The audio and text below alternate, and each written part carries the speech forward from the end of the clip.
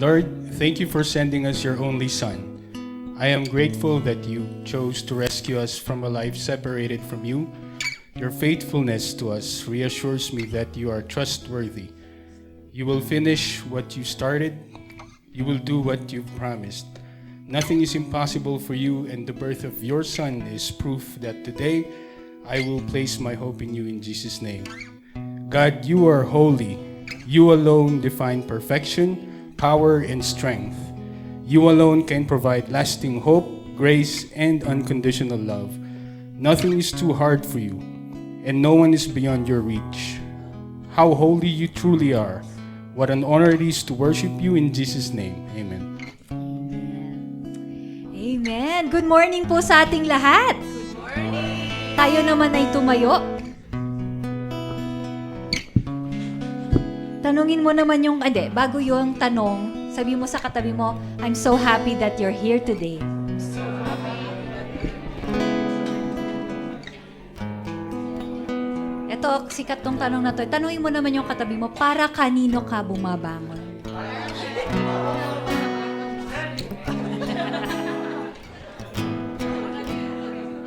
I hope that we are waking up today knowing that we have a reason. And that reason is to worship and to live for the Lord today. Amen?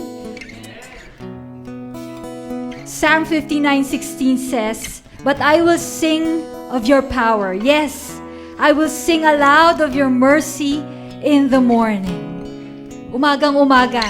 So tayo ngayon is sasayaw, sisigaw, at kakanta para sa ating Panginoon. Amen ba? Amen. Amen. Let's worship the Lord.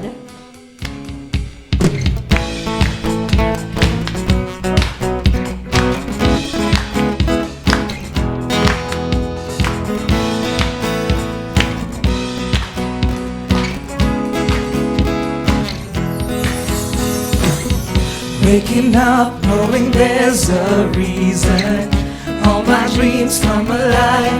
Life is for living. With you, I made my decision. See, you lift me up and fill my eyes with wonder. Lift me up, fill my eyes with wonder. Forever young in your love, this freedom's untainted. With you, no moment is wasted. Oh God, we thank you, Lord. See the sun now bursting through the clouds, black and white, turns to color all around. All is new in the Savior I am found. This is living. This is living now. This is living now. Lord, we pray. You lead the way, God, you're right beside me. In your love I'm complete. There's nothing like living with you. This life you created, I choose. See the sun. See the sun now bursting through the clouds, black and white, turns to color all around. All is new in the Savior I have found. This is living now.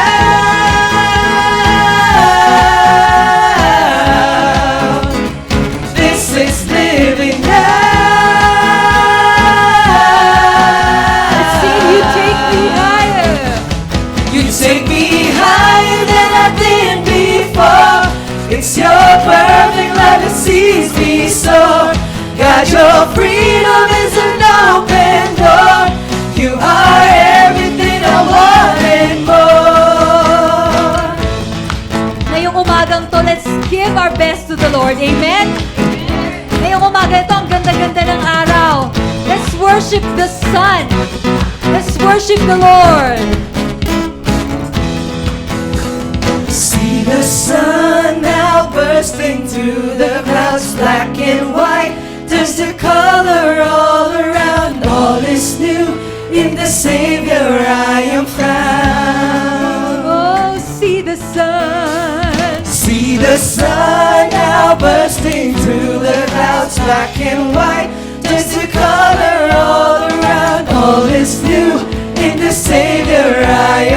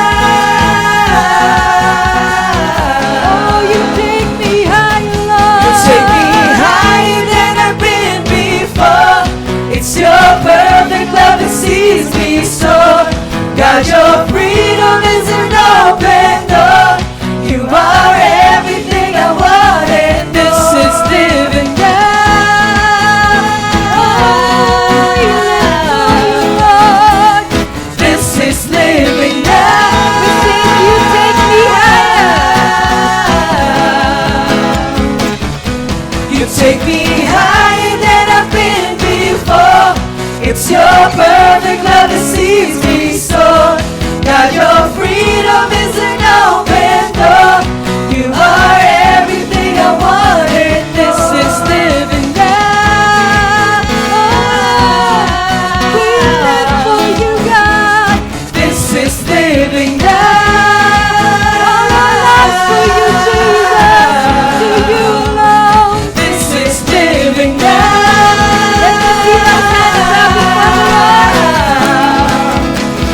This is living now.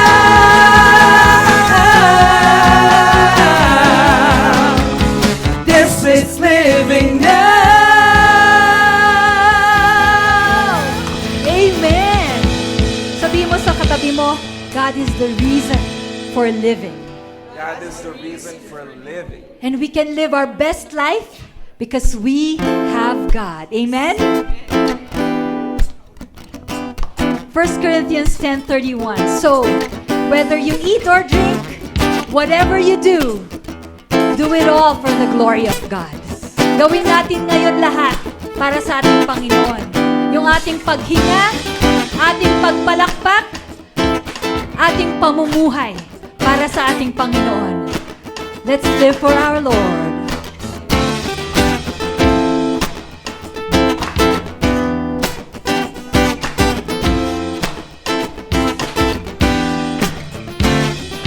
Looking through the lens of a love that never ends. How great it Yes, is. God.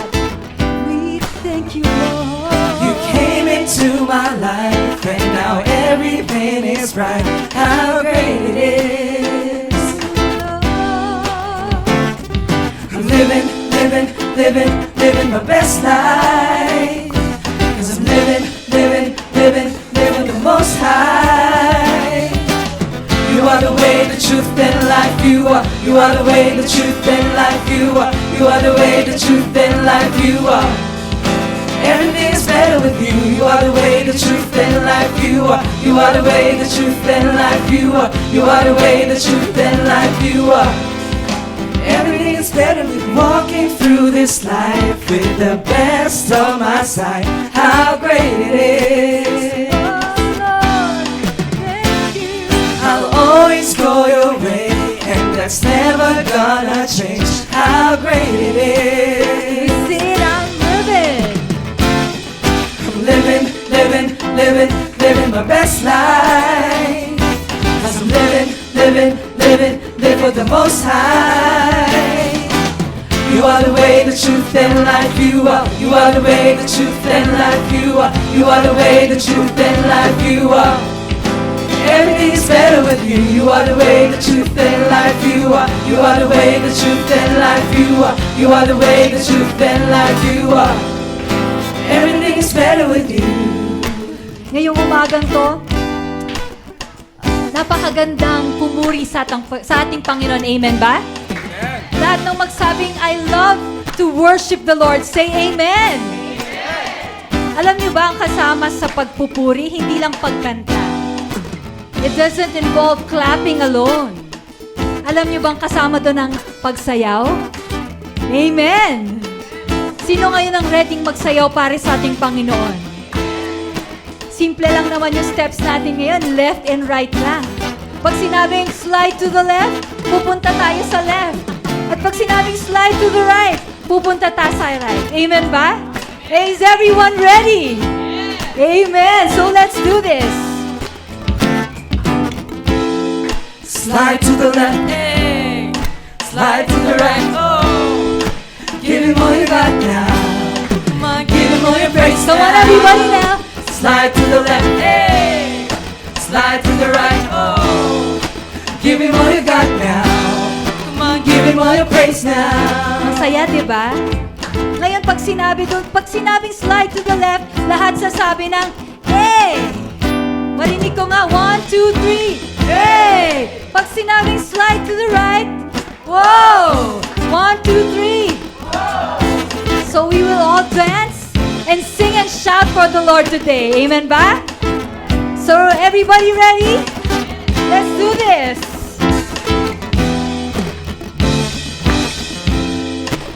Slide to the left, hey! Slide to the right, oh! Give him all you got now. Come on, give him all your praise now. Slide to the left, hey! Slide to the right, oh! Give him all you got now. Come on, let's do Give him all your this. praise now. Slide to the left, hey! Slide to the right, oh! Give him all you got now. Come on, give him all your praise now. Slide to the left, hey! Slide to the right, oh!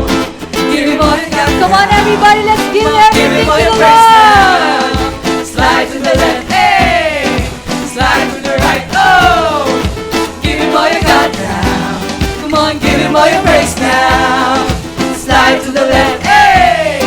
Slide to the right, oh! Come on, give him all you got now. Come on, give him all your praise now. Lord, why don't we go around and meet our brothers and sisters?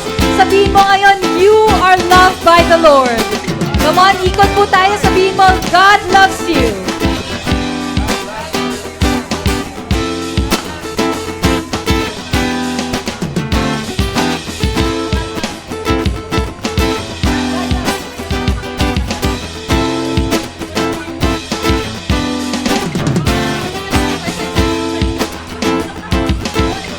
Come on, everybody now. Let's all sing. You are the way. You are the way, the truth, and life. You are the way, the truth, and life. You are the way, the truth, and life. You are. Everything is better with you. You are the way, the truth, and life. You are the way, the truth, and life. You are the way, the truth, and life. You are. Everything is better with you. You are the way. the truth, and life. You are the way, the truth, and life. You are the way, the truth, and life. You are. Everything is better with you. You are the way, the truth, and life. You are the way, the truth, and life. You are the way, the truth, and life. You are. And everything is better with you. Let's give the Lord a big shout of praise. Woo! Amen. God, we thank you so much. Lord, indeed, it is a joy to sing for you. It is a joy to worship you, Lord, to dance, to clap our hands. Lord God, to breathe, to live for you, Lord God. Today, Lord Jesus, as we sing this song, hear this as our prayer, O God. Ngayong umagang to, pakinggan natin ang awiting to. Let's ponder upon the words. Reflect on our hearts. Reflect on the lives that we are living. Are we doing it all? Are we living for the Lord this day? Oh God, may we live our lives for you. When it's all been said and done,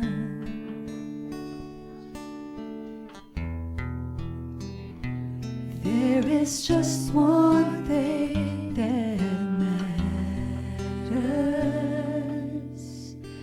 Did I do my best to live for truth? Did I live my life for you? When it's all been said and done,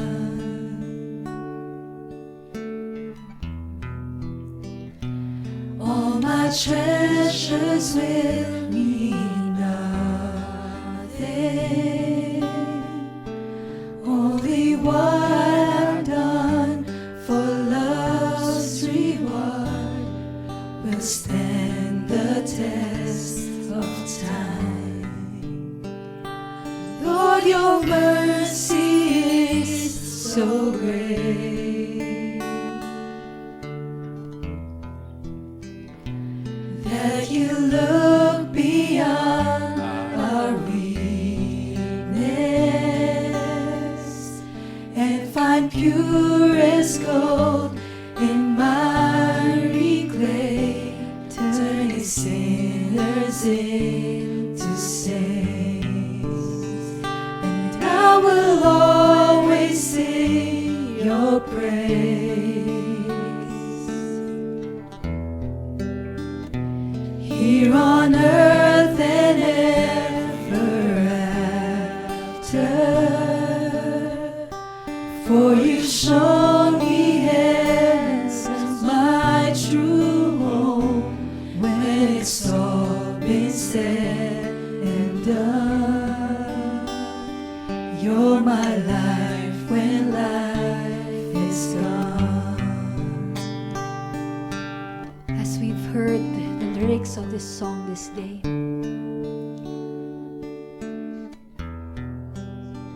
may our hearts desire to live for the Lord. Let's sing this last verse and let it be our prayer today.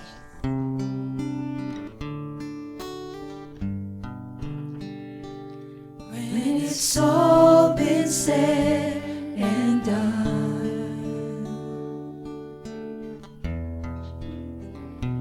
there is just one thing that matters.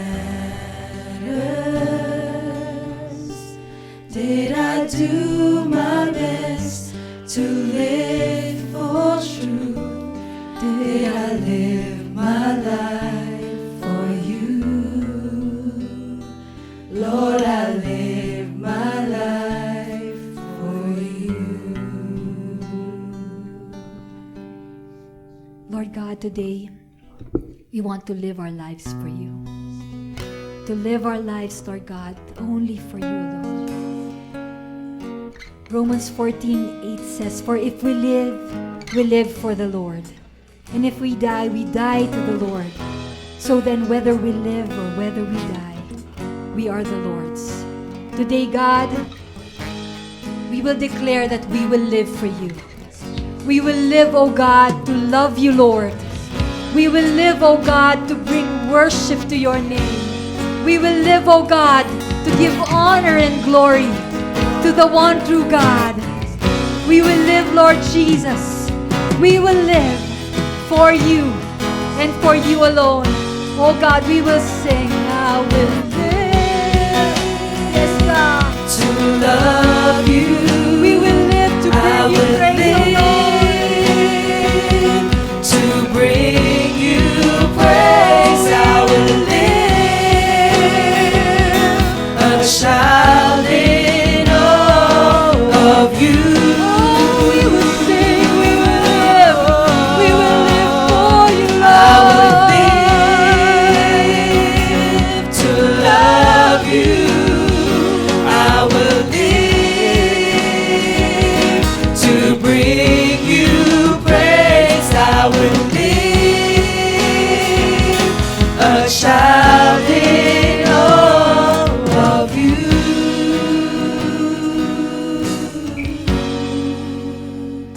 The greatest love that anyone could ever know, that overcame the cross and grave to find my soul. Until I see you face to face, and grace amazing takes me home. I trust in you. Say it with all I am. I will live. With all I am, I live to see your kingdom come. And in my heart, I pray you let your will be done. Until I see you face to face, and grace amazing takes me home.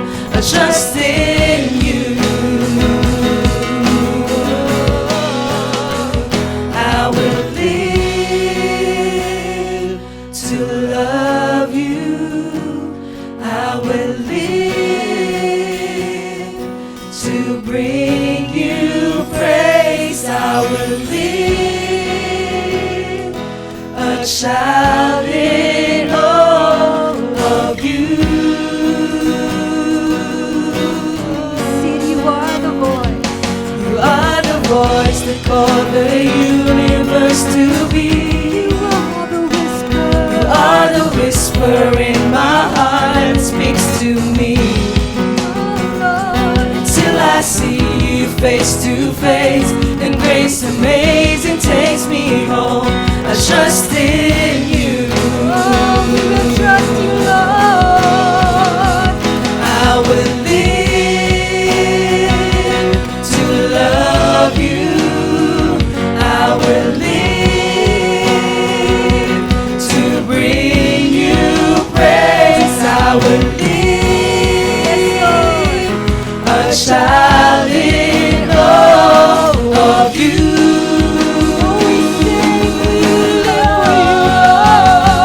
I will live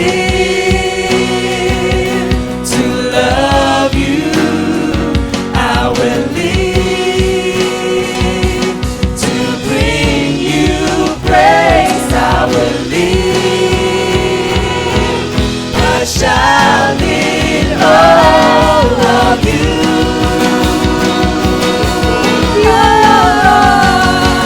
You are love, our God of love. You are love, our worthy Lord. And with all I am, my soul will bless your name. You are love, our God of love. You are love, our worthy Lord.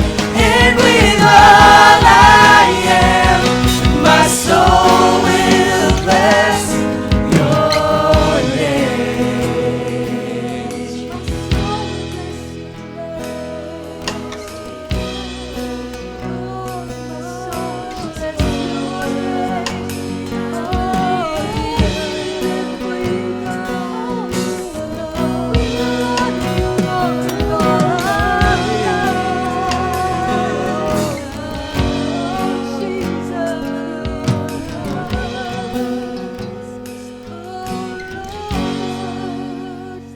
I will live to love you. I will live to bring you praise. I will live a child in awe of you. With all our hearts, let's sing to our Lord today. I will We lift our voices live to up love you. to sing for you. I will Oh, I will live live to bring you praise. I will live a child in awe of you. Oh, we lift our voice and sing, God, we will live. I will I will live for you live to alone. love you. My God, I will live to Lord. bring you praise. I will Give you live praise. a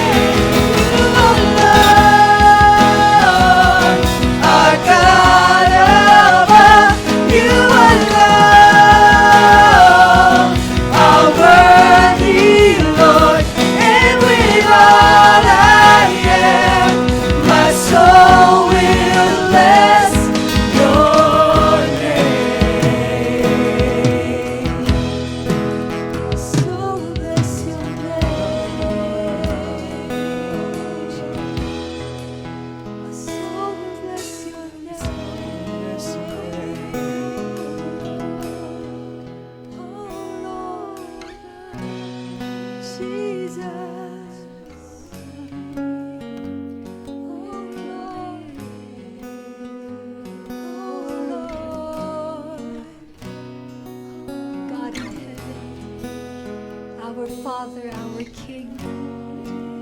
Lord, hear the songs that we're singing today, O God. Hear the songs of our hearts, the declarations, Lord God, of our mouths. Singing, O Lord, that we will live our lives for you. Living our lives, O Lord, to love you, to worship you, to bring glory and honor to your name, O Lord. To you alone, O God. Let this be our prayer today as we sing this song. Sing it one last time with all our hearts. I will live to love you. I will live to bring you praise. I will live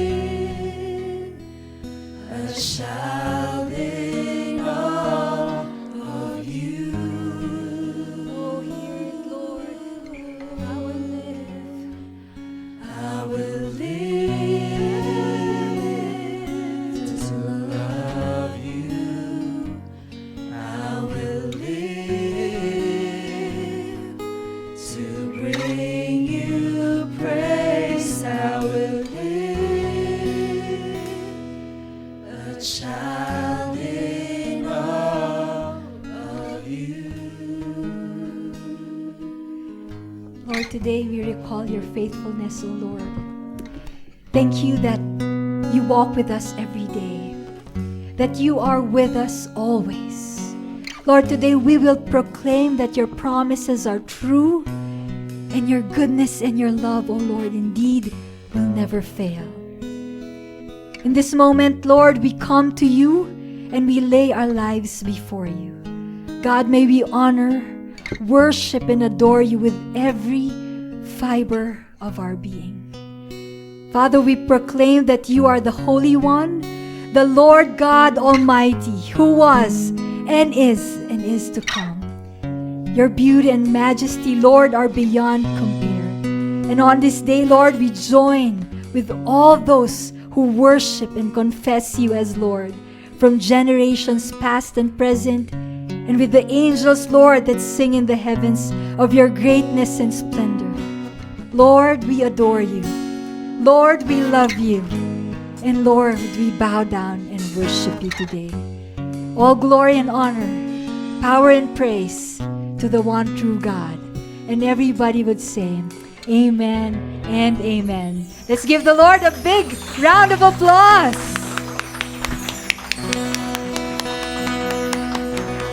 Amen. Sabihin mo naman sa katabi mo, I'm so happy that you're here today. Ayan. Tayo po lahat ay makakaupo na. Alright. Ayan. This 2023, di ba? Declared in your life that God has a bigger plan for you than you have for yourself. 2023, di ba? Yun dapat dinideclare mo, God has a bigger plan for me than I have for myself. Amen? Amen. Amen. Wow, parang magulo pa kayo Yeah?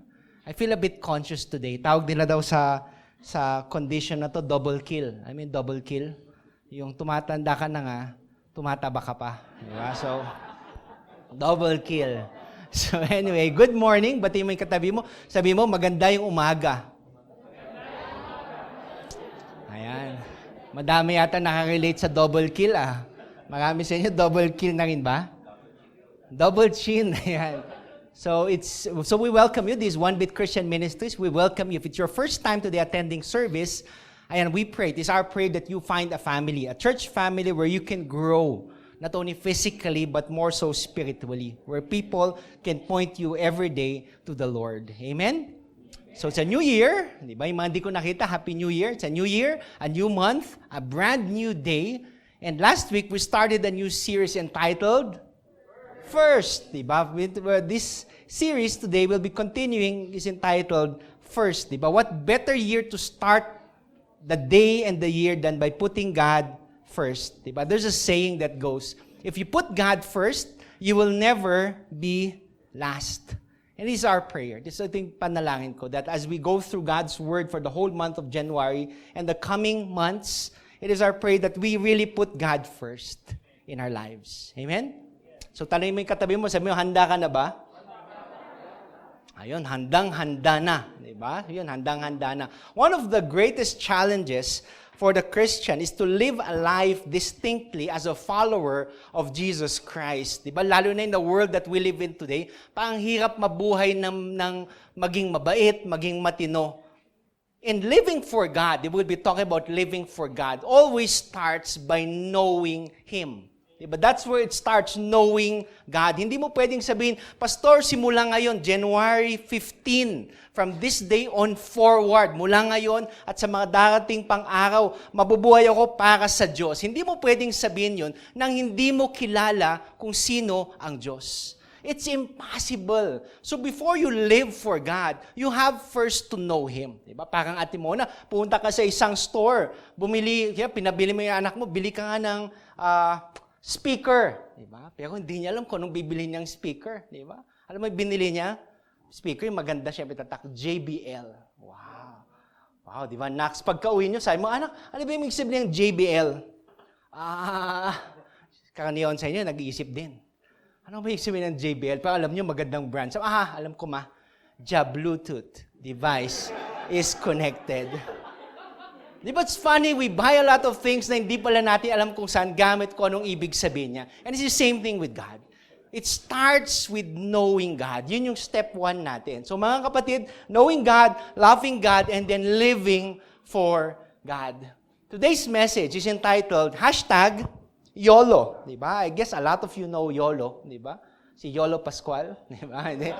YOLO, or you only live once. Diba? You only live once. YOLO is a modern version of the Latin phrase, Carpe diem, which means seize the day. Yun ibig sabihin ng modern day, di ba? Mga millennials, they call it YOLO. Pero yung mga old school, it's Carpe diem, di ba? Kumbaga, seize the day. Since you only live once, di ba, you have to live life to the fullest. Ibig sabihin, gawin mo na kung anong gusto mong gawin. Di ba? Since islang minsan ka lang naman mabubuhay, di ba? Yung mga road trip na hindi mo alam kung makakauwi ka pa, may message mo si mama mo, YOLO. Di ba? Yung mga time na talagang lasing-lasing ka na, di ba YOLO. And a lot of crazy things that we do, that we try to defend it by saying, you only live once. That's why not live life to the fullest? But today, we look at the different meaning of this acronym YOLO. Meaning you only live once. Since you only live once, what better way to live it than by living it for God? Amen? That one can only truly live life to the fullest when he lives it for God. Today's message is taken from the life of Daniel, chapter 6, verses 1 to 23. So may I invite everybody who can stand up and read to please join me as we give honor to the reading of God's Word this lovely morning.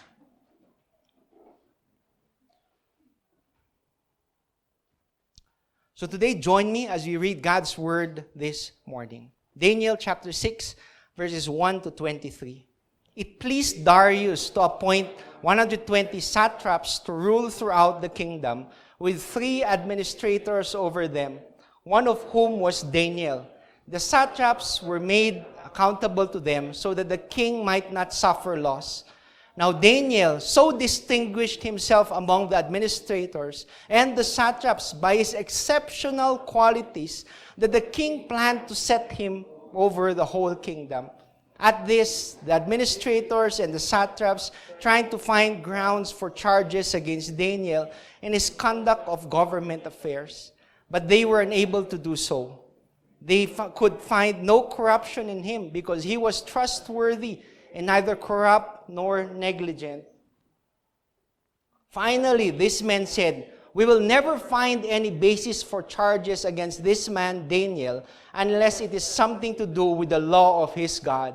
So these administrators and satraps went as a group to the king and said, "May King Darius live forever." The royal administrators, prefects, satraps, advisors, and governors have all agreed that the king should issue an edict and enforce the decree that anyone who prays to any god or human being during the next 30 days except you, your majesty, shall be thrown into the lion's den. Now, your majesty, issued the decree and put it in writing so that it cannot be altered, in accordance with the law of the Medes and the Persians, which cannot be repealed. So King Darius put the decree in writing. Now Daniel learned that the decree was being published. He went home to his upstairs room where the windows opened towards Jerusalem. 3 times a day he got down on his knees and prayed, giving thanks to his God, just as he had done before. Then these men went up as a group and found Daniel praying and asking God for help. So they went to king and spoke to him about his royal decree.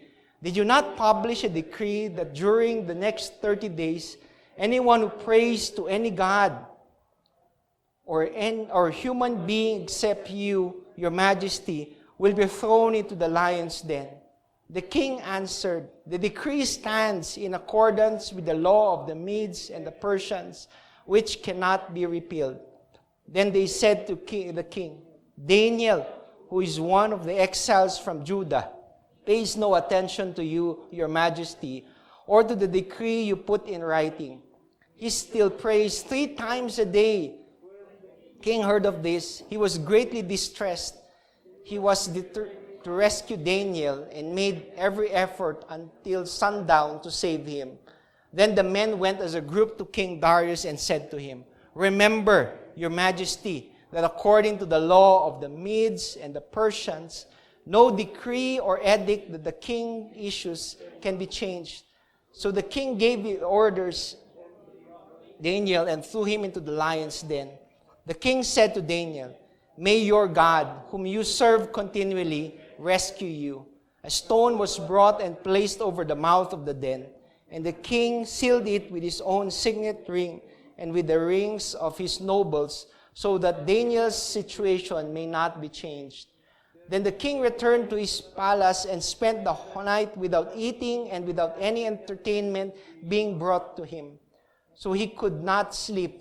At first, the king got up and hurried to the lion's den. When he came near the den, he called to Daniel in an anguished voice, Daniel, servant of the living God, has your God, whom you serve continually, been able to rescue you from the lions? Daniel answered, may the king live forever. May God send may shut. They have not hurt me, because I was found innocent in his sight, nor have I done any wrong before you, your majesty. The king was overjoyed and gave orders to lift Daniel out of the den. And when Daniel was lifted from the den, no wound was found on him, because he had trusted in his God. Blessed be the reading of God's word. Join us, we pray. Father, today, truly we are excited again to hear your word. Lord, today we pray for hearts ready to hear your word, minds ready to hear what you're about to say, O Lord, Father, and hands that are ready to act upon it. Father, today as we learn more about how to live for you, Lord, be glorified, be magnified. In Jesus' name we pray. Amen and amen. You may be seated.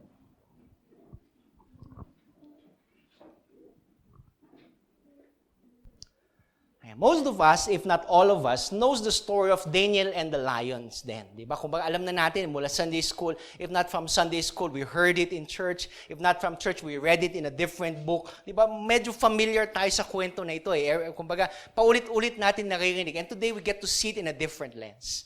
We get to see it and see how we can apply it in our daily lives today. So the story is very quick lang, diba? So there was this king, diba? And Daniel was under him. And since Daniel was this napakagaling na tagapamuno rather, he wanted to promote Daniel.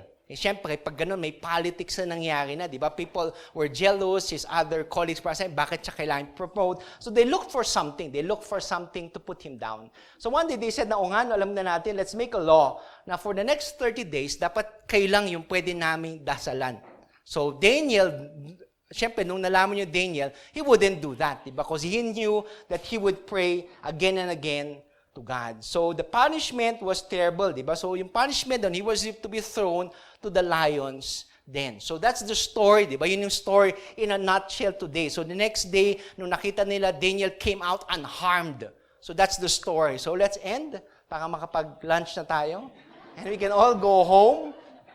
Diba? So today, diba, you only live once. Diba? Hashtag you only live once. Hashtag YOLO. Diba? And today, how can we apply this passage of Scripture in our daily lives today? How can we truly live for God? So today, you only live once. So today, live with this choice in mind. Choosing character over comfort. Diba? Medyo mahirap nun, diba? Choosing character over comfort. Hashtag no filter. Diba? Usually, pag sinabing filter, when we take our pictures, diba? We edit yung walang blemish, diba? Kumbaga, maayos yung tingin, yung picture. So that when people look at it, wow, ang puti mo pala. Diba? Pero sa personal pang hindi. No filter. So when people look at you today, do they see that you're the son of the living God? So pag nakita talaga bang anak ka ng Diyos? Or do your actions reveal otherwise? Today, choose character over comfort. Amo ngayon, you can change a culture but not the character. You can change a name but not his nature. Diba? Daniel. Diba? Actually, Daniel, that's his name. But when he went to Babylon, his name was changed to Belteshazzar. Yun yung name niya. So they can change his name. Diba? But they will not change his nature. Daniel may have looked like a pagan, but in the inside rather, he was a servant of the living God. Amo today, when you look at choosing character over comfort, you can have an excuse every day. Di ba? Anong pwede niyong dahilan kung bakit hindi mo gagawin kung ano yung tama? Di ba? Marami, mahirap, hindi ako sanay gawin yan, at marami pa tayong pwedeng maging dahilan. But Daniel didn't have an excuse. Wala siyang palusot, wala siyang naging dahilan. He had already decided to do the right thing no matter what happened. Alam mo, misa kasi sa buhay natin, para tayong si Eva. Kaya mo si Eva? Si Adan at saka si Eva. Pang-isip nyo, sinong Eva yun, di ba? Iba, di ba? Kaya mo si Eva, alam mo na nga ahas yung kausap natin, nagpapatukso pa tayo. Alam na nga ahas yung kausap natin, naniniwala pa tayo.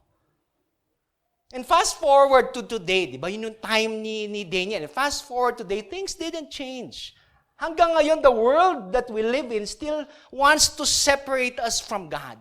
Everything that we do today, di ba? Obviously, yung mga mas bata, yun yung sila yung at risk. When they open your multimedia, di ba, nakita mo na, ang daming mga bagay that can catch your attention, that can sway your attention away from God.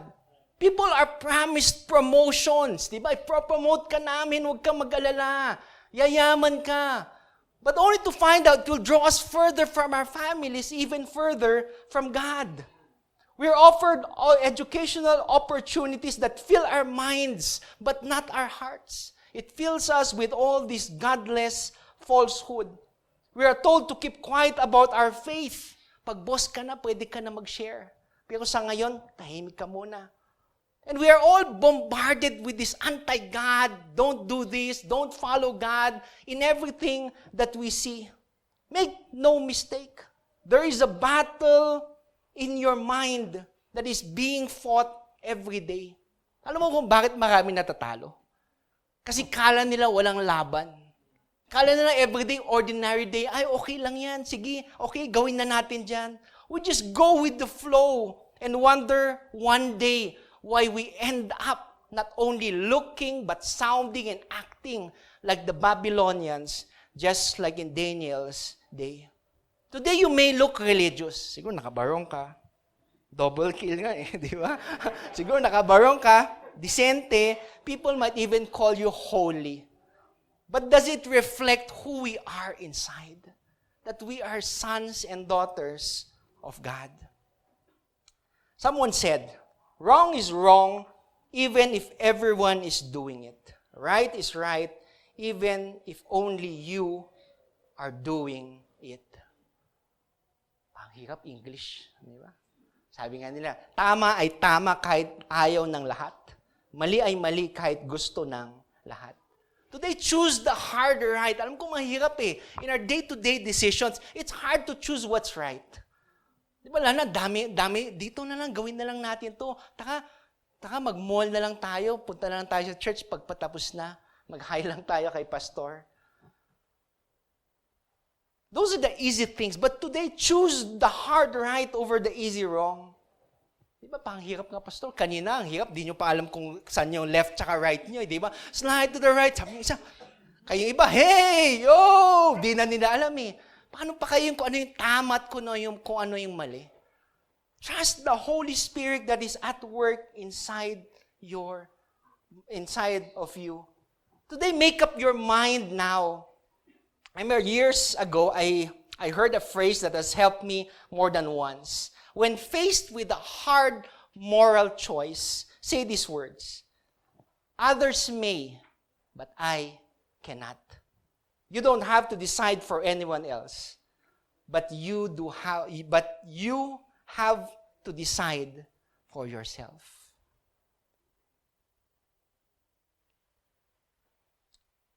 Proverbs 28:6 says, better is the poor who walks in his integrity than he who is crooked, though he be rich. I read an article that said about this 400-year-old redwood tree. I mean, redwood tree. If you look in the encyclopedia, Google it, in your internet, makikita mo redwood tree are big trees. Yung tipong binubutasan nila minsan yung gitna for vehicles to pass. Even it's a very big tree. And one day, this 400-year-old redwood tree suddenly fell down without anyone noticing. But bigla siya nahulog. So, biglang meron palang nag-analyze, may nag-analyze ng bakit bigla siya nahulog? Dahil ba apoy? Diba? Dahil ba tinamaan ng kidlat? Dahil ba lumindol? Alam mo what they found out? There was these tiny beetles that were eating up inside of it. Outside, it may look normal. Diba? Parang ganda-ganda. It's so majestic na wala namang mali. Pero inside, there are these little things that eats it up until it makes it hollow. And the same thing happens when we refuse to stand our ground for Christ. Every time we compromise, something bad happens in our soul. Eventually, the little decisions add up and we become hollow on the inside, even though we may look great on the outside. Today, don't let that happen to you.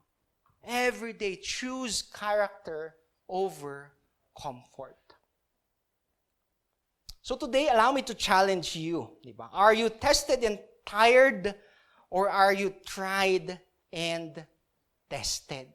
Pagod na ba kayo? Ngayon, pagod na kayo ah. Point 1, di ba? Pagod na kami, pastor eh. Di ba? Pagod na. Today, we must make up our minds in advance that we will be loyal to God. The key phrase here is to make up your mind in advance. Some decisions could not be made on the spur of the moment. You have to decide that you will not compromise on these said matters. Dapat ngayon pa lang alam mo na, hindi mo hinisip na, pagdating doon, saka ko lang magdidesisyon kung gagawin ko o hindi. There are some moral things there are some things that need to be decided in advance. Para pagdating mo sa pagkakataon na yun, alam mo na kaagad yung sagot mo. Yung sagot mo, no. What's important is that Daniel drew the line. Diba? He drew a line. Tapos he said, this far and no further. Alam niyo yung boundaries niya eh. Your line may be different from mine and others, but if you draw a line somewhere, if you don't draw a line rather, you might just end up like being the Babylonians all around Daniel. At that point, your Christianity or your Christian testimony is worse than useless. You have to draw a line. You have to think ahead. You have to be smarter. Decide what you won't do. Inisip mo, I won't drink liquor or hard liquor. I won't drink. Alam mo, pag ganun, pagdating ng pagkakataon na yun, when your friends invite you, alam mo na yung sasagot mo. Hindi yung, sige nga, testingin ko nga. Kung after mga 5 beer, okay pa ba ako? You don't do that. But you decide in advance. Pornography, you decide in advance. Alam ko na yan. Don't click it. Testing ko nga kung talagang may mararamdaman ako. Testing ko lang. But you decide in advance what you are gonna do and what you are not gonna do. Believe me, it's not rocket science. Hindi mo kailangan ng brain surgery para malaman kung ano yung tama at mali. I'm talking about common sense regarding your Christian values. Amen? Ayaw nyo na. Ayaw nyo yata to live for God, di ba? So secondly, we only live once. That's why today, we get to choose. We get to choose I worship over worry. Hashtag follow me, sabi ni Jesus. Diba? Follow me. So moving on to verse 10 to 15. Now when Daniel learned that the decree has been published, he went home to his upstairs room where the windows opened to Jerusalem. 3 times a day, he got down on his knees and prayed, giving thanks to his God just as he had done before. I love this verse so much. Pag binabasa ko ito, kahit paulit-ulit kong basahin, it gives me goosebumps. Alam mo yung specific words na gustong-gusto ko dyan? Is the words, just as he had done before. That's so amazing. Perhaps Daniel here was around 85 years old. Imagine, 85 years old. And he had been praying 3 times a day. 85 years old. Sino ba ditong 85? Who's the oldest in the room? Siyempre, walang amin. Di ba? Oo. Dalawang bagay hindi umamin. Tumatanda tsaka tumataba. Di ba? Double kill. Di ba? Perhaps he prayed 7 in the morning, 12 at noon, tapos 5 in the afternoon. Yun siguro yung naging daily routine niya, di ba? 7, 12, 5. That was his daily routine. Every day he did that 7, 12, 5. He went on a vacation, he prayed 7, 12, 5. He was at work, he prayed 7. It was something he did for 85 years. Imagine mo doing it for 85 years, praying 3 times a day. Someone did the math. How many times would Daniel have prayed if he prayed 3 times a day for 85 years? Ano yung sagot doon? At least 93,000 times. Pero nga, wala kayong ganun di ba? Di gawin natin panalangin, di ba? Pagdating nyo ng 85 years old, at least, di ba, meron kang 93,000 prayers. Imagine 93,000 prayers. No wonder. Di ba nung sinabi na bawal na magdasal, di ba kung bakit tayo, minsan mag-aalala tayo, ala, paano na yan? Hindi na ako pwedeng mag-pray kay God. But it was something Daniel did every day. Kaya kahit may batas na sinabing, hindi ka na pwedeng magdasal sa Lord mo He did it every day. Did it matter to him? Okay. I'll go back to what I did. Every day, he prayed at 7, 12, and 5. Praying to him was like breathing. Pag hindi siya nanalangin, parang, hindi ko na kayang mabuhay. It was something he did every day. Nung tinakot siya, hindi tatapon ka sa den ng mga leon. Sabi niya, total, 85 naman na ako Mamamatay na rin lang ako. Bakit hindi na lang mamatay doon? Daniel just did what he did every day. No big deal. He went home, knelt down, faced towards Jerusalem, and offered his prayers to God. He did it knowing that his adversities would catch him. Alam mo, nung ginawa yung rule, nung everyday, nung umuwi siya, alam naman niya na hinuhuli lang siya But did it change what he did? He didn't. Every day was his opportunity to worship God. Daniel chose to worship over worry. If there's one thing I know for sure that God improved during the pandemic, it was my personal time with Him. Diba? This pandemic allowed us more time with our families. Amen? Diba? Hindi tayo makapasok ng work, o kaya walang pasok. Diba? Everyday quarantine. Diba? It allowed us to have more time with our families. But at the same time, it also allowed us more time with God. Dapat yun yung hindi nawala Nasayang yung matatapos na yung pandemic, hindi pa naayos yung relationship mo kay God. Did it not teach you to pray harder? Not because you need it, but because you want to connect with God. That's one thing we established. We learned to establish that family altar at home. When you get to pray as a family, if there's something, for 2020, if there's something I want you to teach you that gave us wonders throughout the year, was praying as a family. You get to hear your son praying for you, your wife praying for you, and in return, you get to pray also for your family. Believe me, when the pressures of ministry gets into me, minsan talaga, every day you have to project that image that you're okay, that you're well, that you will persevere whatever happens. I'm human, di ba? I get frustrated, I get tired. But it is worship that keeps me energized every day. There's nothing compared to an authentic worship to allow you to get back to your senses. Today, mga kapatid, worry is worshiping the problem, sabi ni Toby Mac. Worry is worshiping the problem. What are your worries today? Diba? Q&A. Pass the mic. What are your worries today? Diba? Tuition fee. Kasi simula pa lang ng taon, tuition fee ka agad, di ba? A health condition that's been bothering you for many years. A relationship that's falling apart. I don't know what you've been going through today, bawat isa nandito, but some way or another, each of us has their own sets of trials, of challenges that we've been going through. That sometimes we can't help but worry. Diba? Paano na kaya bukas? May gising pa ba ako? And worship doesn't guarantee money in the table every day. Diba? Pagkagising mo, mag-worship tayo, mag-pray tayo, para bukas, pag dilat natin yung mata, may pera na tayo. Worship doesn't guarantee that you've been going through this illness, tas bukas gagaling ka na. That's not how it happens. That's not how it works, rather. But rather, it allows us, worship allows us to focus on God. It allows us to focus on God, depend on Him, and put our hope in Him. And that's something more. I remember, siguro pag kinasal na kayo, o kaya during my wedding, when I was standing in front, diba, siyempre mauna ako.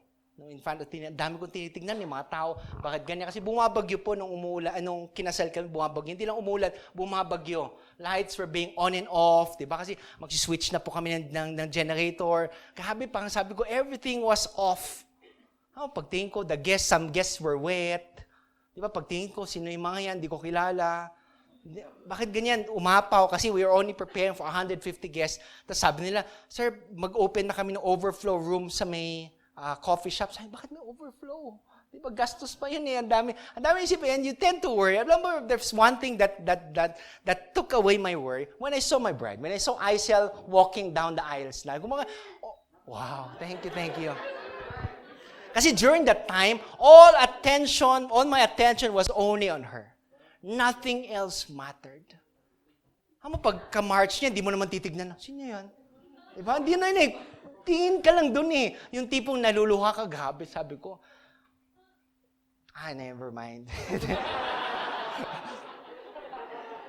Nothing else mattered but her. All the imperfections, all the flaws, all the mistakes that were done, nothing else mattered. But the only thing that mattered was that moment that we were going to get married. It's the same thing as Christians. When you get to see Christ face to face, it's all that matters. When you focus on God, it's all that matters. And that's what worship does. It allows us to take our attention off the things that worries us and focus again our attention to God. Psalm 37:4 says, "Take delight in the Lord, and He will give you the desires of your heart." I remember, I said this joke siguro last year. Hindi ko alam eh, tumatanda na ako eh. Tumatanda na nga, tumataba pa. I said this joke, sabi, when you pray, or when we pray, our anxiety becomes, alam mo yung anxiety mo nagiging ansayate. Diba? Ansayate. Pero don't say that to a guy, di ba? Sabi mo sa girl yan, ansayate, di ba? So, today, is prayer your steering wheel or your spare tire? Diba? Is prayer your steering wheel or your spare tire? Kapag sagana, di ba sinasabi natin, kapag sagana, teka lang Lord, Pero pag kailangan natin si Lord, kapag may problema, anong sinasabi natin? Asan ka, Lord? Ganun ba tayo? Today, let's try to shift, di ba? And make prayer, make worship our steering wheel, the one that guides us through life. Remember who Daniel was? He was one of the top 3. Sabi nila, they had to promote, meron silang nilagay na mga boss over people, di ba? He was one of the top 3 men in the Medo-Persian Empire. Di ba? The king wanted even him to appoint him all over the kingdom. Ganun kadami o kalaki yung trabaho ni Daniel. No doubt, he had a plate full of responsibilities. Dami, di ba? You were in charge of the kingdom. Mahirap ba yun? Kwarto nga, ang hirap, di ba? Bahay nga, ang hirap eh. Paano pa pag isang buong nation, ikaw yung in charge? But you know what Daniel did? He always had time to pray. No matter how busy his schedule was, he prayed 7, 12, and 5. I'm sure the reason he prayed was because he knew that if he didn't live by a schedule of prayer, it would soon be squeezed out of his schedule. Prayer was so important to him that he was willing to die rather than to give up his right to pray to God. Allow me to read this. One writer remarked that Daniel's bedroom was the real lion's den. That's where the battle was fought and was won. By committing himself to continuing in prayer, he won the battle that mattered. When he won there, the real lions were no problem. Minsan, bakit hirap tayo mga manalangin? Why we find it so hard to pray? A French proverb said, a good meal ought to begin with hunger. Wow, prayer daw. A good meal ought to begin with hunger. Kahit yun yung paborito mong pagkain, kung hindi ka gutom, parang... Pero kung gutom na gutom ka, kahit lugaw yun, kakainin mo, ang sarap-sarap ng lugaw. Pag kunwari, the whole day, hindi ka kumain, tapos pag uwi mo, yun yung dinner mo, lugaw. Pero walang laman, pag ang init, tapos ang init sa sikmura pa, ang sarap. Pero lugaw lang yun. Because it begins with hunger. The key to praying is to develop that hunger for God. That every day, yearn for God in your life. Learn to communicate with Him. Kaya every day, di ba, we have that time for prayer. If you join us as a church, na we do it every 7:30. Ngayon, hindi lang siya prayer, pero mayroon din Bible reading. Did you join us for this week, no ating Bible reading? Pang iba, ano nangyari? Di ba? Sway to the right. Wow! Yun pala kayo. Starting last Monday, we did something. We started a Bible reading plan. So that by the end of the year, we have read the Bible. Not throughout all of it, but we understand how it flowed. Di ba last Monday, di naman kita hindi lang Genesis 1. Pero we got to read from John 1 and see how it tied up. Di ba, mas maganda mas naintindihan nyo rather than just reading Genesis, tas after Genesis. Di ba, ito mas naintindihan mo how everything flows all together. And at the end of the year, ito, of just a few verses. Di ba, ilang verses lang binabasa natin? 10, 15 verses. But at the end of the year, it is our prayer that you get to understand the story behind the Bible. On how Christ is seen from the beginning to the end. Yun yung gusto namin makita the next year. If you want to join us, then we can do the intensive. Yun yung Genesis hanggang Revelations. But today, baka Genesis hanggang Revelations, gusto nyo, pero yung kwento ng Biblia, hindi nyo pala napipicture. Then now you get to see, di ba? We talked about Genesis chapter 2, chapter 3, tas biglang sinisingit ni Pastor Ray yung the book of Psalms. Are you reading? Did you join us to read? Parang ako lang nagulat tuloy ako, di ba? And every day, it's our prayer that you develop that hunger for God. It's time for me to feed my soul every day. 7, 12, 5. 7, yung 7 o'clock na, minsan 4 o'clock eh. Si Ray magpo-post na ng daily devotion. Sabi mo, grabe, 4 o'clock, grabe, gising na to. Okay, yung pala, patulog pa lang siya. If you join us every day, yun lang, every day, just make it a habit. Di ba, around before 7, magpapadala na siya ng daily devotion. Read it, meditate on it, and just tell this question, di ba, Lord, what do you want me to learn from this? Meditate on it, di ba? Lord, what are you speaking to me? Lord, speak. Lord, how can I apply this passage in my life today? Oh, every day, just constantly read. It won't even eat 5 minutes of your time. Have you joined us? 5 minutes, hindi pa nga 5 minutes eh. Imagine mo, pag kumakain kayo, di ba, hindi lang naman 5 minutes. Minsan, 30 minutes. 1 hour, 2 hours. Pero bakit pagdating sa salita ng Diyos, 5 minutes, pang tagal-tagal. Diba, tagal-tagal pagdating sa salita ng Diyos. So lastly, last hashtag for today. You only live once. So today, choose faith over fear. Hashtag repost. Diba? Something, if you want to repost this, diba? Faith over fear. As we mature in the Lord, our lives should always speak faith over fear. In verses 16 to 23, even after Daniel faithfully served God, even after he had developed such fine habits of consistency, even after he had handled significant trials in his years, the Lord allows him to face the toughest one when he's at his 80s. Bakit pa, di ba? Bakit pa kung kailan tumanday, doon pa dumadating yung mga pinakamahirap na mga pagsubok sa buhay? Di ba, hindi ba pwedeng may retirement pagdating sa problema? Na pagdating mo sa 60, tama na.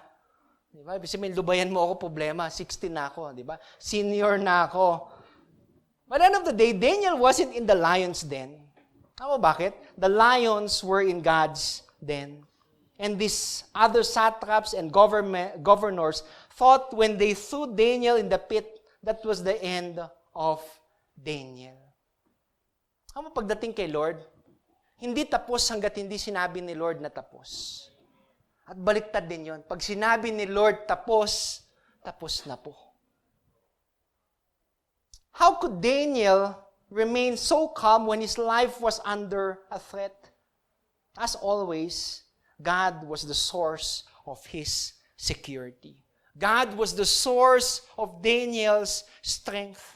God was the source of his hope. Going back in verse 16, the king wishes Daniel with these words, "May your God, whom you continually serve, rescue you." What a testimony. Di ba ito palang ulam na pag tingnan mo, what a testimony that even unbelievers recognize true faith in God when they see it and they respect it. That night, the king didn't sleep well, but Daniel slept like a baby. Diba, nag-aalala yung hari, anong nangyari kay Daniel? Kaya pagkasapit pa lang, wala pang araw, tumakbo na siya kay Daniel eh. Daniel, servant of the living God, has your God whom you continually serve been able to rescue you from the lions? Isang pagano, isang hari na hindi naniniwala sa Diyos ni Daniel, was cheering for Daniel. Go Daniel! Di ba? Kaya mo yan! Because he recognized true faith when he saw it. And though he didn't believe it himself, he hoped that Daniel's God would deliver him. Martin Luther King Jr. said, "Faith is taking the first step even when you don't see the whole staircase." Faith is taking the first step even when you don't see the whole staircase. There was this mother who had a child na, sino sa inyo nung bata, ayaw natatakot kayo pag in-off yung ilaw? Di ba? At a certain age, di ba, ayaw mo kayang may lampshade, di ba? Pero pag totally dark, di ba, parang nakakatakot eh. Baka may lalabas sa kama, sa aparador, di ba? Baka lalabas yung pangil ni mama, yung pakpak niya, di ba? Kumbaga, ang dami natin natatakot eh, di ba? Tapos the mother didn't know how could she encourage her daughter. Kaya habang nakatingin siya sa bintana, nakita niya yung moon. Sabi niya, anak, tignan mo yung moon, di ba? Ang ganda, no? Tapos sabi ng anak, "Ma, is the moon God's light?" Then the mother said, "Yes." Then the daughter asked again, "Will God put out his light and go to sleep?" Then the mother replied, "No, my child, God never goes to sleep. Then out of the simplicity of the faith of the child, she said this to her mother, well, as long as God is awake, there's no sense of both of us staying awake. So she fell asleep. Did you get English? Tagalogin ko ba? Isaiah 12 verse 2 says, surely God is my salvation. I will trust and not be afraid. The Lord Himself is my strength and my defense. What are your fears today? What are you afraid of? The future? Yung katabi mo? Have faith in God. So today, are you expecting the worst? Or are you trusting on God's best? Are you expecting the worst? Or are you trusting on God's best? Now, there are 3 things Daniel did not do. Una-una, he did not try to escape the consequences of his decision. He did not. He did not try to escape the consequences of his decision to obey God. Yun yung una. Pangalawang, he did not know what would happen next. Ano ba yan? Baka pwede akong kainin ng leon. Diba? Pwedeng hindi. Baka sila yung kainin ko. He didn't know what would happen next. Next thing, he did not make a deal with God to save himself. But if there's one thing I'm sure that Daniel did, you know what was something sure that he did? He prayed. He prayed 7, 12, 5. And most of us might have the same question. Diba? Kala ko tapos na itong pandemic. Diba? Kala mo lang. Diba? Diba? Ako, it's a big relief na wala na it is optional to wear masks. Diba? Pero, babalik daw yung face shield. I'm just kidding. It takes faith to believe that better days are ahead. Amen? That regardless of the things that are happening, better days are ahead. I know it's more convenient to watch online service. Diba? Yung mga message, Pastor, can't join you for today. Diba? I'll be watching online service. Sana all. Diba? Sana all. Mahirap mag-online service, lalo pag ikaw yung pastor. And I get it. It's way safer to stay at home, di ba? But some still attend physical service with the risk of contracting the virus. Pero the one thing I don't get is you're afraid to contract the virus by coming to church. Pero pagdating sa food court, hindi kayo takot na kumain. Ako, hindi ko gets. Makes no sense sa akin, di ba? They're afraid to go to church, but they go to the gym. They go to work every day. And it's the same thing. You may contract the virus there, but they don't go to church. And today, there are things that we can control. Our emotions, the way we react. But there are a lot of things also that we cannot control. And the things that we cannot control, it takes faith to give it all to God. To believe that God protects, to believe that God is in control regardless of what happens. So allow me to end with this passage of Scripture. Philippians 1:21 says, for to me, to live is Christ, and to die is gain. For to me, to live is Christ, and to die is gain. In this statement, the Apostle Paul is saying that everything he has tried to be, everything he has, everything he looked forward to is being pointed to Christ. From the time of Paul's conversion until his martyrdom, every move he made was aimed at advancing the kingdom of God. Advancing his knowledge, advancing the gospel, advancing the church of Christ. Paul's singular aim was to bring glory to God. That's why to him, to live is Christ. Means that Christ is our focus. Christ is our goal and our chief desire. Christ is the center point of our mind, of our heart, of our body, and of our soul. Living in this world is difficult. You will see immorality. You will be exposed to unrighteousness. You will come face to face with wickedness. And 100% you will be tempted. But that's not an option. We don't have to give to the wickedness around us. Everything that we do for Christ's glory. The Apostle Paul said, as we run the race marked out for us, we lay aside the entangling sin and the worldly distractions, fixing our eyes on Jesus. He is our life. You only live once, but we can live it for God. Let's pause for a moment. Just savor the silence. Savor the pause. Remember the life of Daniel. How he has given us some lessons on how we can live for God.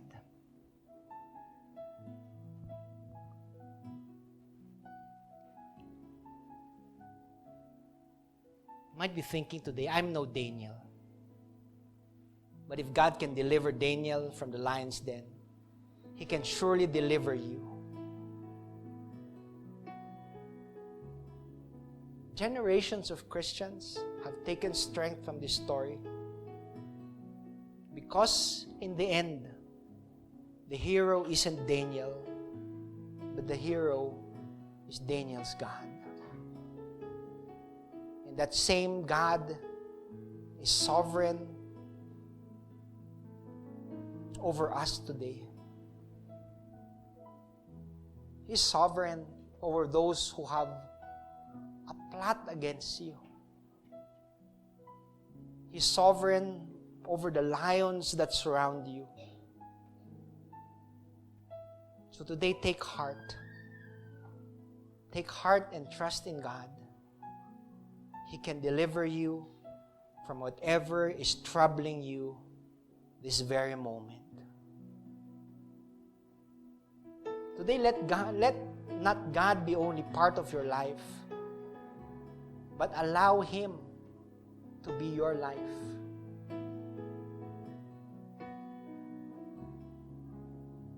It says you only live once. So live it for God. But God offers us something more. He says, you can have eternal life. And eternal life starts when we know God, when we desire to have that relationship with Him. When we say with all our hearts, na Lord, may kulang sa buhay ko. I know I'm a sinner. Dami kong ginawa na hindi ka nais-nais. But this day, Lord, is different. Today, Lord, I ask for your forgiveness. I turn away from my sins. And I want to follow you. Today, Lord, take place in my heart. Because I want you as Lord and Savior in my life. Change me. Make me new. And the Bible says, if anyone is in Christ, then he or she is a new creation. The old has gone and the new has come. God is offering to each and every one of us today a new beginning, a new life. A life that we can live to the fullest.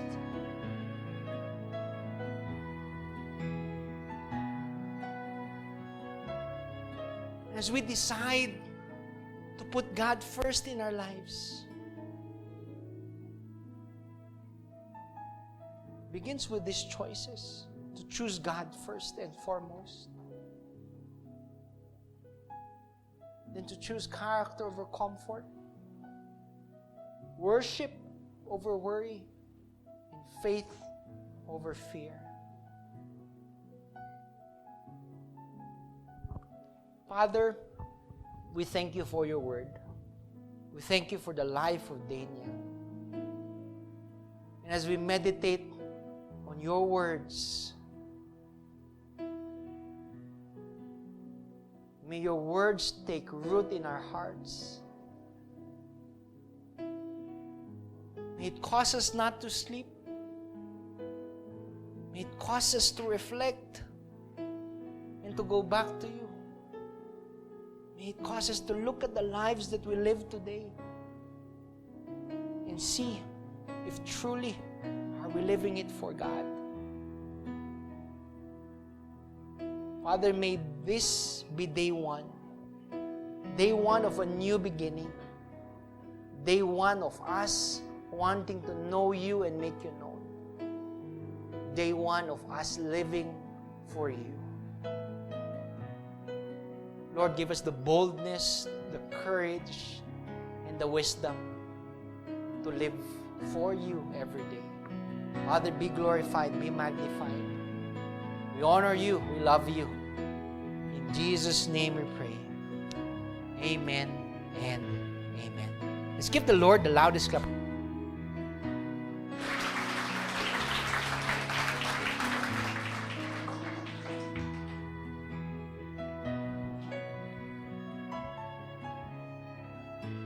Good morning po ulit sa ating lahat. Sabi mo naman sa katabi mo.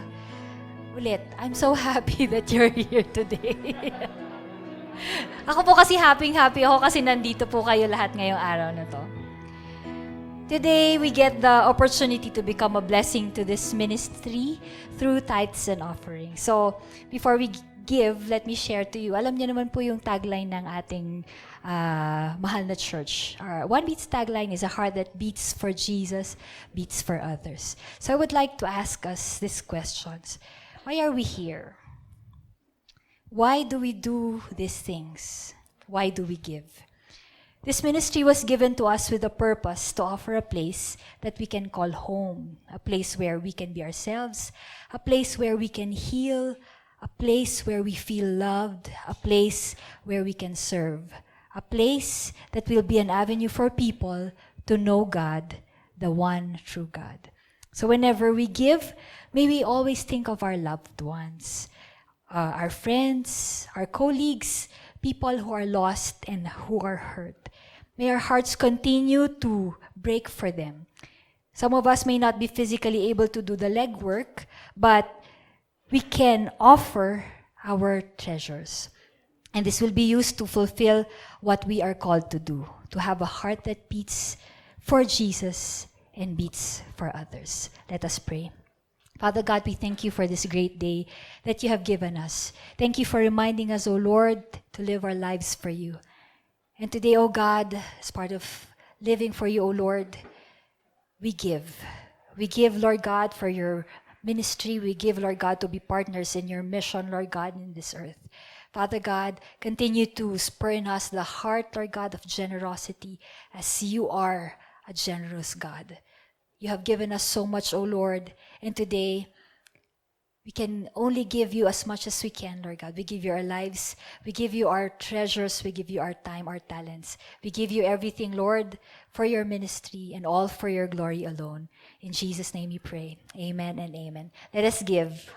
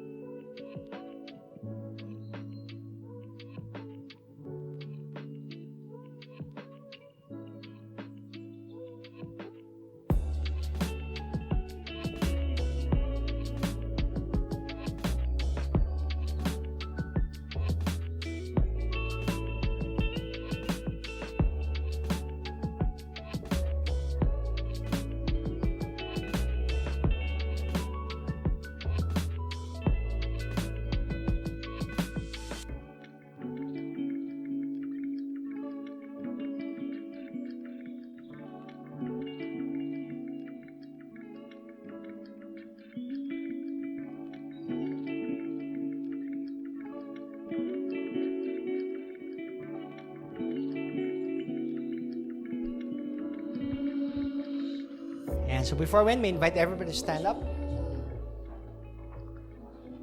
Some announcements. Ayan. So, if you have a story to share, God has been moving in your life, please approach us.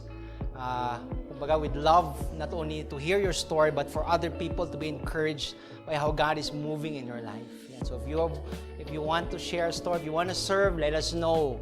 Diba? The women's, they'll have Zumba every Saturday. Yan. Time, 7 o'clock. And around 7 o'clock, nasa Burnham Zoo sila. So if you want to exercise and at the same time fellowship and learn more about God, yan, join their Saturday fellowship every Saturday, yan, 7 o'clock. Men, yan, may upcoming basketball. Yung hintayin natin. Hinahanap pa ba yung bola? Yan, so hintayin natin. Hintayin natin ng konti. Yung bola, baka mahanap na rin natin. So, ayan. So one thing to be excited about is this coming last Sunday of January and every last Sunday of the month. Yan. So today, January 29, if I'm not mistaken, is the last Sunday of the month. Yan. We'll be having a Potluck Sunday. Yan. So wherein we get to celebrate all the birthdays for the month of January. We get to fellowship. We get to know each other better. So this coming last Sunday of January, yan, that's January 29, Potluck Sunday. Come with your family, come with your friends as we fellowship, as we enjoy God's presence in each other's lives. Amen? Amen. So before we end, kanang kamay sa ating mga puso din, let's all repeat it and declare it in our lives. I am blessed. I am favored. I am loved. I am a child of God. Raise your hands to the heavens and just end in this word of prayer. Let us pray. Father in heaven, hallowed be your name. Your kingdom come. Father, today, may we live just like Daniel. May we always choose, O Lord, character over comfort, worship over worry, and faith over fear. I pray that the love of God, the abounding grace of His Son Jesus, and the constant fellowship of the Holy Spirit be with you all. Go in peace to love and serve the Lord, and all of God's children would say, Amen and amen. God bless, keep safe. See you next Sunday.